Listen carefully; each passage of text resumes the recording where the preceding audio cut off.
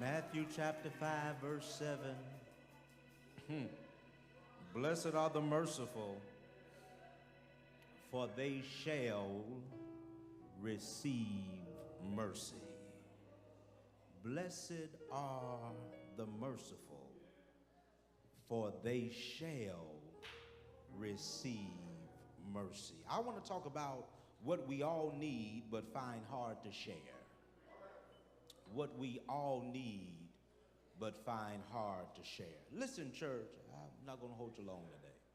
Mercy is one of those words that we hear so often, but oftentimes we fail to realize the potency and the weight behind the word mercy. Sometimes we adequately fail to define it, but you may not be able to define it, but you know mercy when you see it. Mercy is what every criminal needs from every judge or jury. Mercy is what a procrastinating student hopes for from a stern instructor.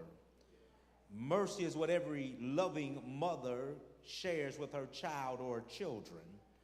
But most importantly, mercy is something that every child of God can testify that they've experienced from a loving God. But the tension is just not us receiving mercy, but the tension is we also must become merciful. Let the church say merciful. And listen, unfortunately, when life happens, it becomes hard for us to reach up to God and reach deep within and be merciful.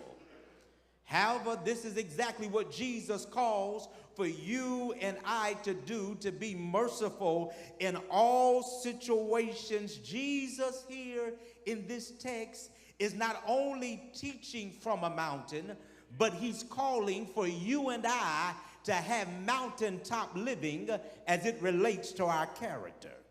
Jesus offers this fifth kingdom characteristic of the blessed life. Blessed are the merciful, for they shall obtain mercy. Listen, the first four Beatitudes relate to our commitment to God.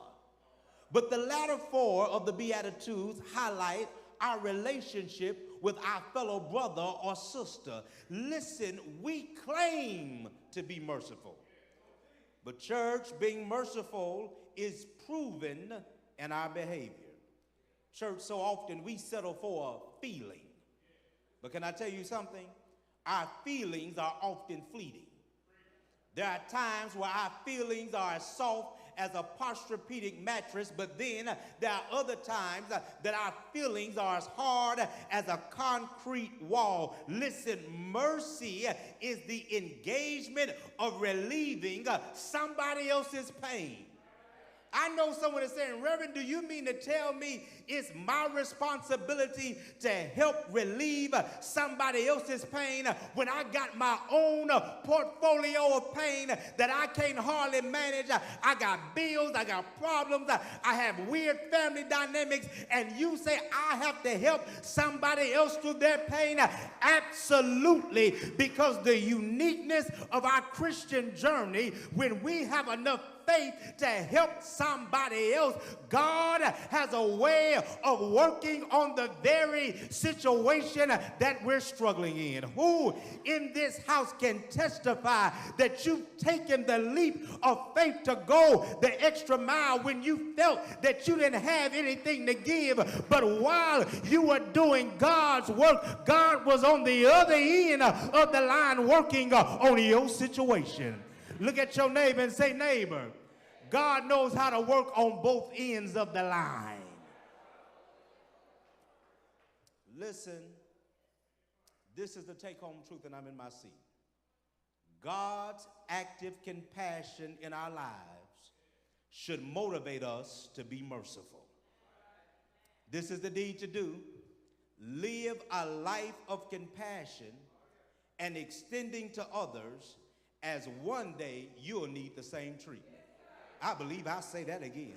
You ought to live a life of compassion, extending to others, as one day you will need the same treatment. That's what I came to tell somebody today. You on the mountaintop today, but you can be in the valley tonight. You You got money in your pocket now, but all it takes is one trip to the emergency room and all of your funds are evaporated. All I'm trying to tell you is be kind to somebody else, because you never know when you need somebody to extend a helping hand to you. Look at your neighbor and say, neighbor, you ought to be kind, because you never know when your day is coming. And this is the reality. You don't have to know when your day is coming, but your day is sure to come. Can we hold a quasi-confession this morning?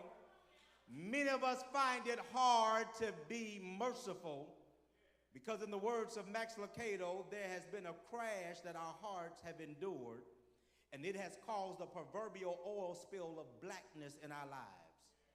What is the substance that is seemingly taking over all the areas of your life? For many of us, it's resentment. For some of us, resentment is the cause of some emotional injury. For some, the injury is old, and for others, it's so fresh you can scream right now. The pain for someone is you've been abused by the hands of a family member or familiar friend. For someone, the pain is a business deal gone bad, and you're still stuck with the debt, and you're paying the note right now. For somebody else, you've been overlooked in the workplace. You've been overlooked, you've done the work, you put in the overtime, and when it came time for the promotion, they gave it to somebody else, and then you were forced to train them. You're somehow always, for someone else, somehow, you're always mysteriously left off the invite list, and you see the pictures on Facebook, and somehow they never remember to tell you what's going on. These unfortunate realities, listen, they leave us one part hurt, another part angry, and the final part needing direction, and it all equals resentment. We are left with the choice: do I flame my anger? Resentment for some of us has spilled over in every area of your life. The pain was on the job, but you bring it home. Or it happened at home and you bring it to work. We don't know whether do we keep it alive or do we let it die. Listen, many of us can't see the pain of others because we're so blinded and overtaken by our own pain. Mercy always has a way of slipping through our hands because our misery has taken up all the good space in our lives. Listen to the text. Blessed are the merciful. Listen, church, this is a call to action.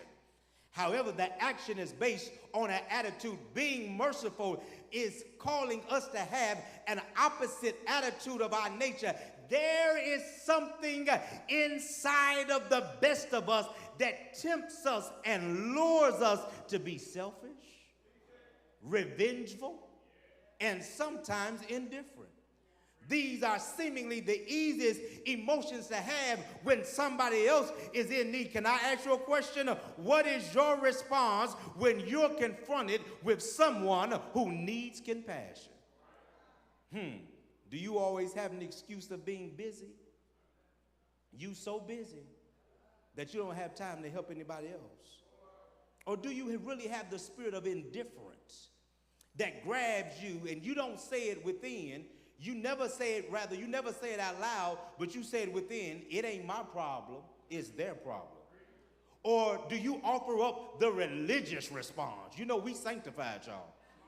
Baby, just pray about it, wait on God, but you say that in an effort to absolve yourself from any responsibility, and you put it all on God.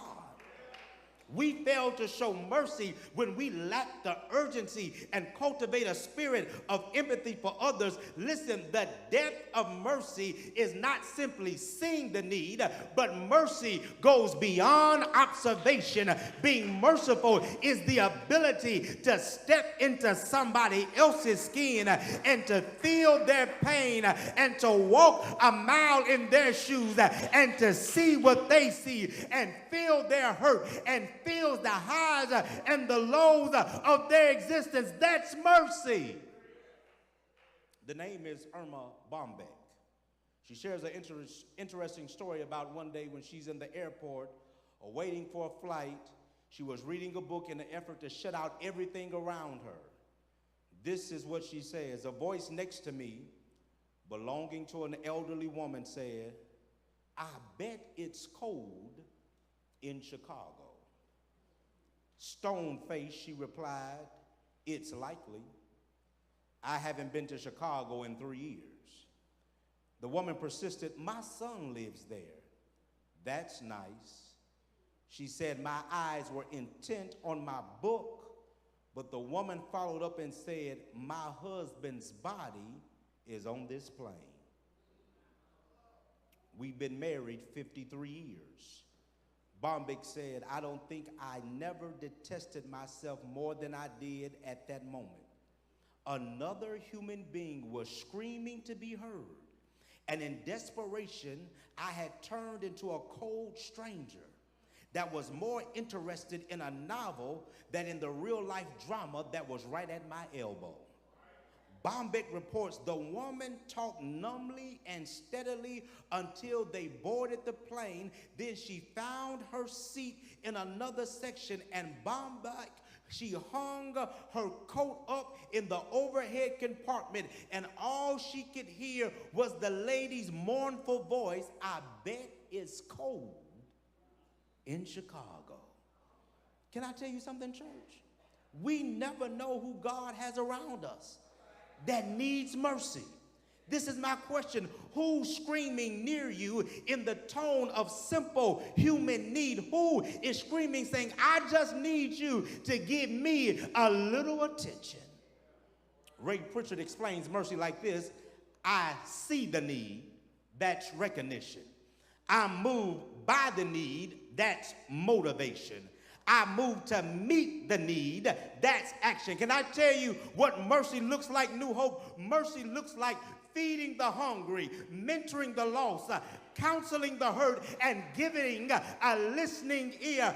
Imagine what the world will look like when you and I respond to people in a tone and tenor of mercy. And the disciples, Jesus said, "Inasmuch as you have done it unto the least of these, you've done it unto me." Jesus said to his disciples, "When I was hungry, you didn't feed me. When I was in prison, you didn't come visit me. When I was thirsty, you didn't give me water." The disciples asked Jesus, "When were you thirsty? When were you in prison?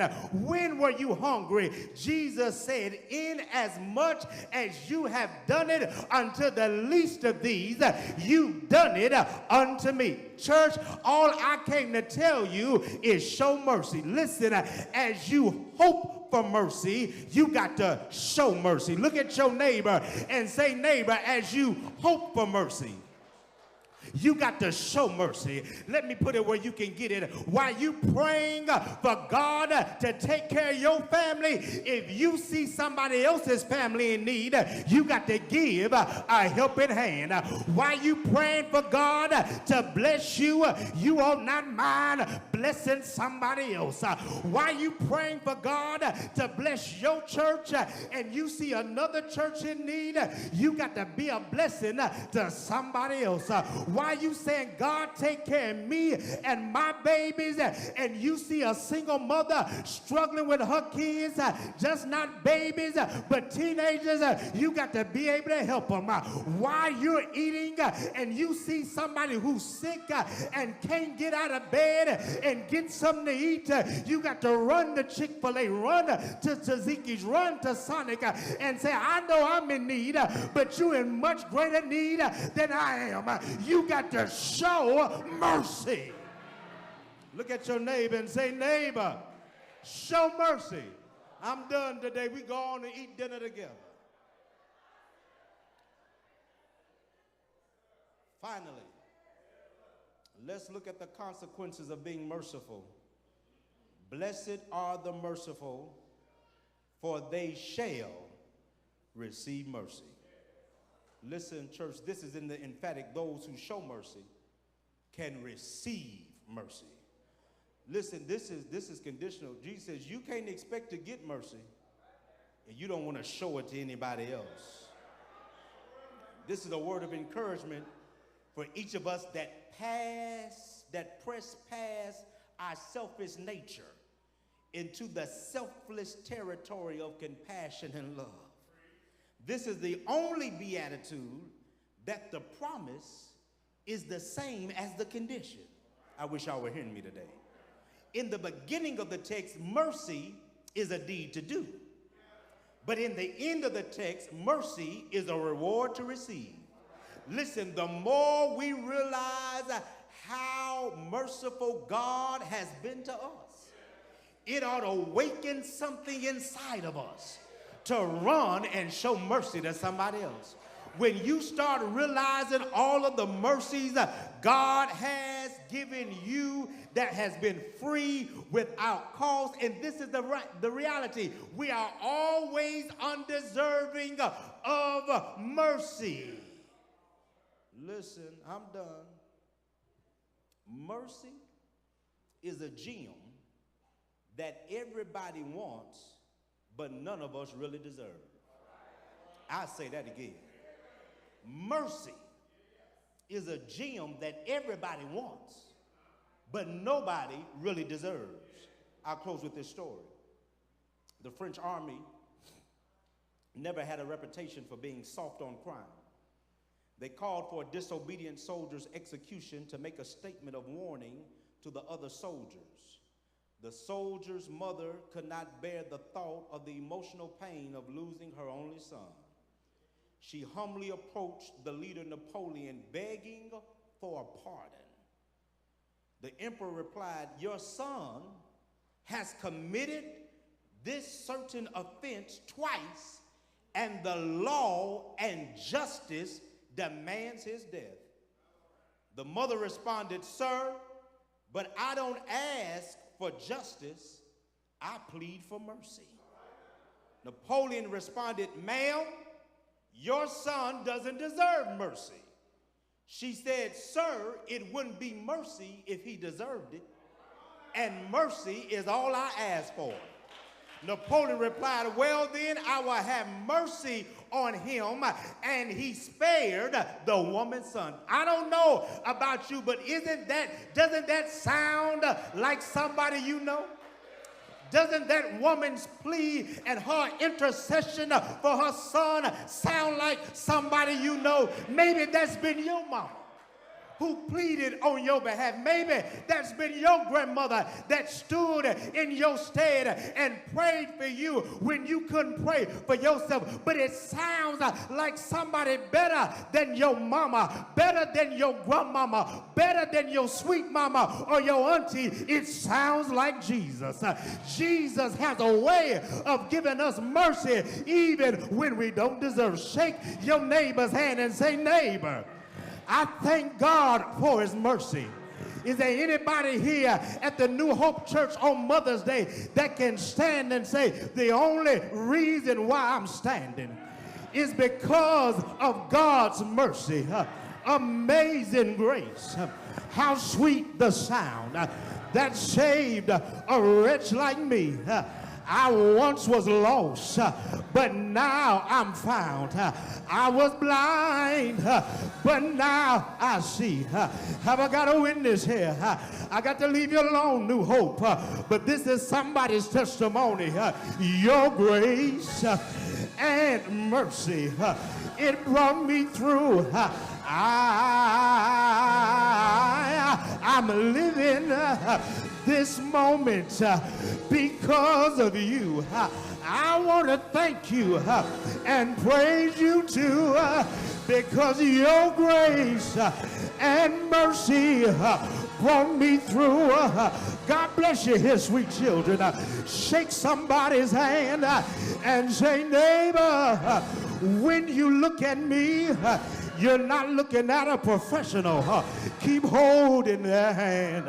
Say, neighbor, when you look at me, you're not looking at the rich and the famous.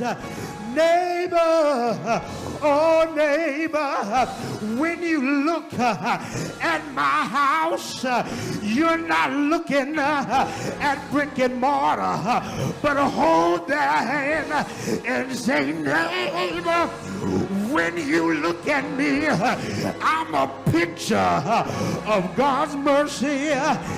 Have I got a witness? If you know that it was God's mercy, can you shout yeah? Shout yeah! Yeah! The doors is open. Oh yes!